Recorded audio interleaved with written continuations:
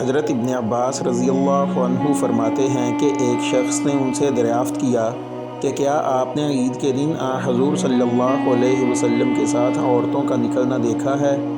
انہوں نے جواب دیا کہ ہاں دیکھا ہے، اگر میں آپ کا رشتہ دار یا عزیز نہ ہوتا تو کبھی نہ دیکھتا۔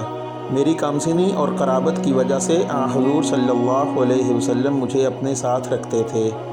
کثیر بن سلت کے مکان کے پاس جو نشان ہے، پہلے وہاں آپ صلی اللہ علیہ وسلم تشریف لائے، وہاں آپ صلی اللہ علیہ وسلم نے خطبہ سنایا، پھر آپ صلی اللہ علیہ وسلم عورتوں کے پاس تشریف لائے اور انہیں بھی وعظ و نصیحت کی۔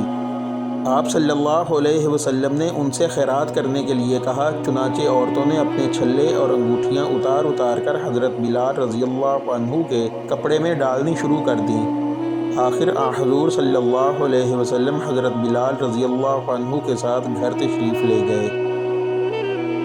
حضرت عبداللہ بن عمر رضی اللہ عنہ اپنے والد حضرت عمر رضی اللہ عنہ سے اور وہ حضور صلی اللہ علیہ وسلم سے روایت کرتے ہیں، حضور صلی اللہ علیہ وسلم نے فرمایا کہ اگر تمہاری بیویاں تم سے رات میں مسجد آنے کی اجازت مانگیں تو تم لوگ انہیں اس کی اجازت دے دیا کرو۔